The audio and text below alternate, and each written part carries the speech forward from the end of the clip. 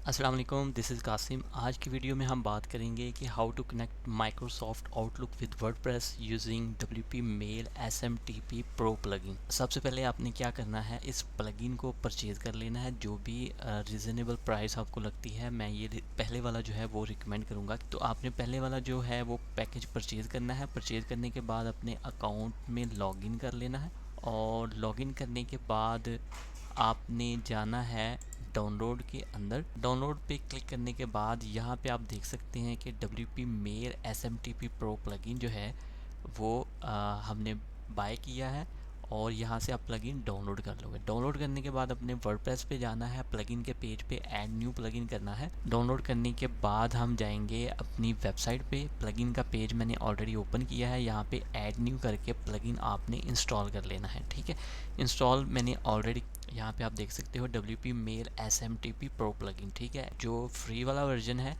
इसको आपने डीएक्टिवेट कर देना है और इसको हम यूज़ करेंगे। इसको इंस्टॉल करने के बाद हम एक्टिवेट करेंगे। ऑलराइट, तो प्लगइन हमने एक्टिवेट कर लिया है। इसके बाद यहाँ पे हमारे पास ऑप्शन आ जाती है WP मेल SMTP। ठीक है, इसके बाद आप यहाँ पे इसकी सेटिंग के अंदर जाओगे। प्लगइन की सेटिंग में हम आ गए। यहाँ पे आके हमने क्या करना है, यहाँ पे हमने अपनी जो माइक्रोसॉफ्ट आउटलुक की ईमेल एड्रेस है वो यहाँ पे आपने वो डालनी है।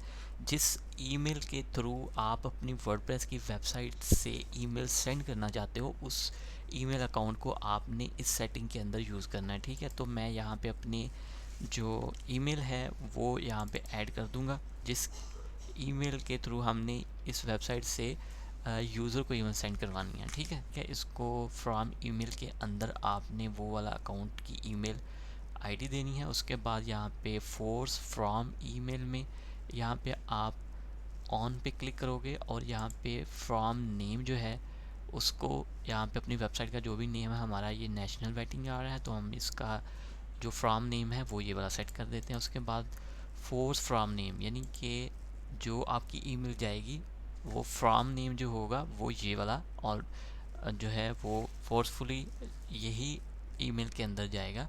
चाहे आपने कोई और भी प्लगइन इंस्टॉल किया है या बाय डिफ़ॉल्ट कोई भी फ्रॉम नेम सेट किया हुआ है तो वो जो है वो रिप्लेस हो जाएगा इसके साथ। ठीक है, अब नेक्स्ट स्टेप पे हम सेलेक्ट करेंगे यहाँ पे माइक्रोसॉफ्ट आउटलुक 365। राइट, अब यहाँ पे नीचे इसको सेलेक्ट करने के बाद यहाँ पे नीचे आप देखोगे कि हमारे पास दो सेटिंग्स की ऑप्शन आ रही हैं कि आउटलुक को आप SMTP प्रो प्लगइन के थ्रू आप आउटलुक को दो तरीक़ों से कनेक्ट कर सकते हो। यहाँ पे पहला है वन क्लिक सेटअप। जब अगर आप ये वाला यूज़ करोगे तो आपको ये नीचे वाला जो एप्लीकेशन रजिस्टर करनी पड़ती है माइक्रोसॉफ्ट अजोर के अंदर जाके, वहाँ पे फिर आपको एप्लीकेशन आईडी और एप्लीकेशन पासवर्ड जो है उसको जनरेट करना पड़ता है। तो सबसे पहले जो है हम वन क्लिक सेटअप वाला जो है उसको ट्राई करेंगे। अगर उसके साथ हमारा अकाउंट सक्सेसफुली कनेक्ट हो जाता है तो उसके बाद फिर जो है हमें इस वाले की ज़रूरत नहीं पड़ेगी। ठीक है, हमने प्रो प्लगइन जो है वो परचेज़ किया है तो प्रो प्लगइन में ये वाली ऑप्शन हमारे पास अवेलेबल है। हम इसको ट्राई करते हैं, इस पर मैं क्लिक करके इसको ऑन कर लेता हूँ। तो सबसे पहले हमें यहाँ पे अपना लाइसेंस जो है वो एक्टिवेट करना पड़ेगा, उसके बाद हम ये वाली ऑप्शन यूज़ कर सकते हैं। तो हम चेक कर लेते हैं स्क्रॉल करके कि यहाँ पे हमने लाइसेंस को एक्टिवेट करना है। ऊपर अगर हम जाते हैं यहाँ पे ये वाली नोटिफिकेशन आ रहा है हमारे पास, यहाँ पे इसको हम क्लिक करके यहाँ पे अपना लाइसेंस एक्टिवेट कर लेंगे। तो यहाँ पे लाइसेंस की मैंने ऐड कर दी है। अब इसको हम वेरीफाई कर लेते हैं। ठीक है, हमारा जो लाइसेंस है वो एक्टिवेट हो चुका है सक्सेसफुली, यहाँ पे आप देख सकते हो। Now we are good to go. और नीचे हम वापस एक दफ़ा फिर आएंगे और माइक्रोसॉफ्ट की सेटिंग जो है यहाँ पे देखेंगे कि वो यहाँ पे जो नोटिफिकेशन पहले आ रहा था वो ख़त्म हो चुका है, क्योंकि हमने लाइसेंस एक्टिवेट पहले नहीं किया था। तो अब हमने लाइसेंस एक्टिवेट कर लिया और हम इजीली हम वन क्लिक सेटअप जो है वो यूज़ कर सकते हैं। इसके अंदर हमें माइक्रोसॉफ्ट अजोर पे जाके एप्लीकेशन रजिस्टर करनी नहीं पड़ी। ठीक है, और ना ही हमें सीक्रेट की वगैरह जनरेट करनी पड़ी है। ठीक है, और ये स्ट्रेट फॉरवर्ड वे है, इसको हम यूज़ कर सकते हैं। और तो यहाँ पे वन क्लिक सेटअप को ऑन करने के बाद हमें अथोराइज़ करना पड़ेगा कि कौन सा माइक्रोसॉफ्ट का अकाउंट हम यूज़ करेंगे जिसके थ्रू हमारी वर्डप्रेस की ईमेल सेंड होंगी। ठीक है, उसके लिए हम यहाँ पे साइन इन विद माइक्रोसॉफ्ट पे क्लिक करेंगे। यहाँ पे हमें इस ईमेल को यूज़ करना है जिसके थ्रू हम अपनी वर्डप्रेस की ईमेल सेंड करवाना चाहते हैं। ठीक है, इस ईमेल पे यहाँ पे वो परमिशन माइक्रोसॉफ्ट जो है उसकी परमिशन हमने इसको देनी पड़ेगी WP मेल SMTP को। ठीक है, जो थर्ड पार्टी हमने प्लगइन यूज़ किया है WP मेल SMTP, इसको हमने परमिशन देनी है ताकि माइक्रोसॉफ्ट इसके थ्रू ईमेल सेंड कर सके आपके कस्टमर्स को। ठीक है, यहाँ पे मैं एक्सेप्ट करता हूँ क्योंकि मैंने ऑलरेडी माइक्रोसॉफ्ट अकाउंट पे लॉगिन किया हुआ था, इसलिए मुझे डायरेक्ट ये वाला जो परमिशन वाला पॉपअप है वो मुझे यहाँ पे नज़र आया। अगर आपने माइक्रोसॉफ्ट का अकाउंट ऑलरेडी लॉगिन नहीं किया होगा तो आपको सबसे पहले लॉगिन करना पड़ेगा, उसके बाद आपको ये वाली सेटिंग नज़र आएगी। ठीक है, अब यहाँ पे जो एक्सेप्ट पे हमने क्लिक किया और यहाँ पे आप देख सकते हो you have successfully connected your site with your outlook account. ठीक है, यहाँ पे भी आप देख सकते हो कि आपका जो अथेंटिकेशन प्रोसेस है वो कनेक्ट हो चुका है इस ईमेल के साथ जो कि माइक्रोसॉफ्ट की ईमेल है। ठीक है, अब हम जाएंगे दोबारा टूल के अंदर और टेस्ट करेंगे कि हमारा सेटअप सक्सेसफुली कन्फिगर हुआ है कि नहीं। तो यहाँ पे हम एक टेस्ट ईमेल सेंड करेंगे। यहाँ पे आप देख सकते हो your email successfully sent, right. अब हम जाएंगे अपने ईमेल के अंदर और चेक करेंगे कि हमारी वेबसाइट से ईमेल जो है रिसीव हुई है कि नहीं। ठीक है, यहाँ पे आप देख सकते हो कि हमारा जो अकाउंट है माइक्रोसॉफ्ट का आउटलुक का वो सक्सेसफुली वर्डप्रेस के साथ कनेक्ट हो चुका है। हमने जो टेस्ट ईमेल की थी सेंड की थी वो यहाँ पे सक्सेसफुली हमारे जीमेल अकाउंट पे आ गई।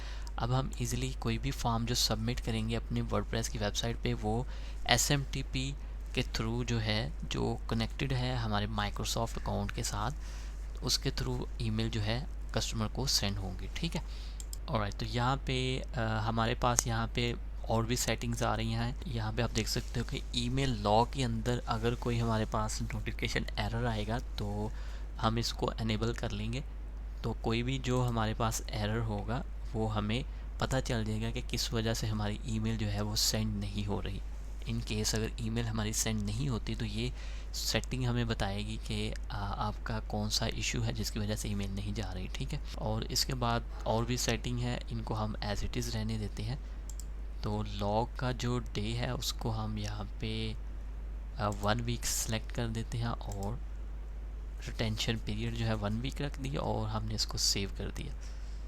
इसके बाद हमारे पास अलर्ट्स की ऑप्शन है। अलर्ट्स के अंदर जो है यानी कि अगर आप एक से ज़्यादा ईमेल जो है उनको ईमेल सेंड करवाना चाहते हैं तो उसकी भी ऑप्शन यहाँ पे ये दिखा रहा है। कुछ ईमेल अलर्ट्स अगर आपने यहाँ पे ऑन करना है, अगर आप चाहते हैं कि 2-3 और बंदों को ईमेल सेंड हो तो यहाँ पे आप और भी ईमेल ऐड कर सकते हो। ठीक है, अभी हम इनकी सेटिंग को नहीं चढ़ेंगे, हम एज इट इज़ ही इसको रहने देंगे।